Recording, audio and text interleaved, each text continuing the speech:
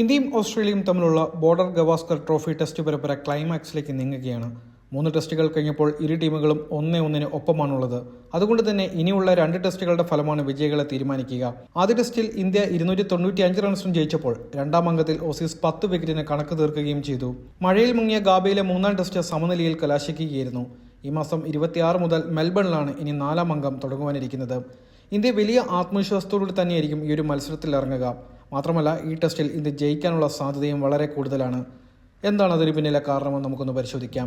കഴിഞ്ഞ 12 വർഷത്തിനിടെ കളിച്ചിട്ടുള്ള ഒരു ബോക്സിംഗ് ഡേ ടെസ്റ്റിൽ പോലും ഇന്ത്യ തോൽവി അറിഞ്ഞിട്ടില്ല എന്നതാണ് ആശ്ചര്യപ്പെടുത്തുന്ന ഒരു കാര്യം. ക്രിസ്മസിന് തൊട്ടടുത്ത ദിവസം കളിച്ചിട്ടുള്ള ടെസ്റ്റുകളിലെ ഗംഭീര റെക്കോർഡാണ് 4-ാം ടെസ്റ്റിലും ഇന്ത്യക്ക് സന്തോഷിക്കുവാൻ വക നൽകുന്നത്.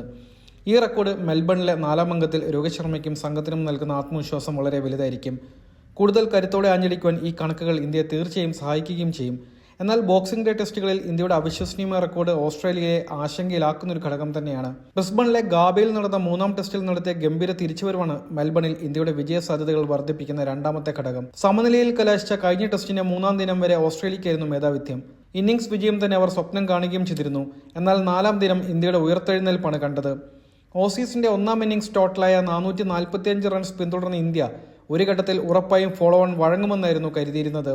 ഫോളോ ഓൺ ഒഴിവാക്കാൻ 246 റൺസ് വേണമെന്നിരിക്കെ ഇന്ത്യ 8 വിക്കറ്റിന് 210ലേക്കും 9-ന് 213ലേക്കും വീണു.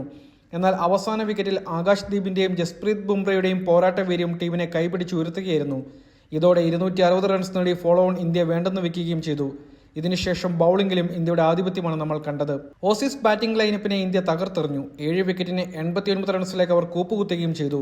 ടീം ടോട്ടൽ 100 പോലും കടക്കില്ലെന്നിരിക്കെ ഓസീസ് ഇതേ സ്കോറിന് ഡിക്ലെയർ ചെയ്യുകയായിരുന്നു. തുടർന്ന് 275 റൺസിന്റെ വിജയലക്ഷ്യമാണ് ഇന്ത്യക്ക് ഓസീസ് നൽകിയത്. ഇന്ത്യയെ സംബന്ധിച്ച് അസാധ്യമായ ലക്ഷ്യമായിരുന്നില്ല ഇത്.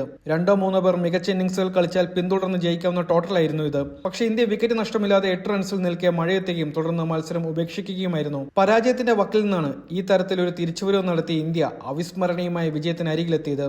ഈ പ്രകടനം 4-ാം ടെസ്റ്റിൽ ടീമിന് വലിയ പ്രചോദനമാവുകയും ചെയ്തു.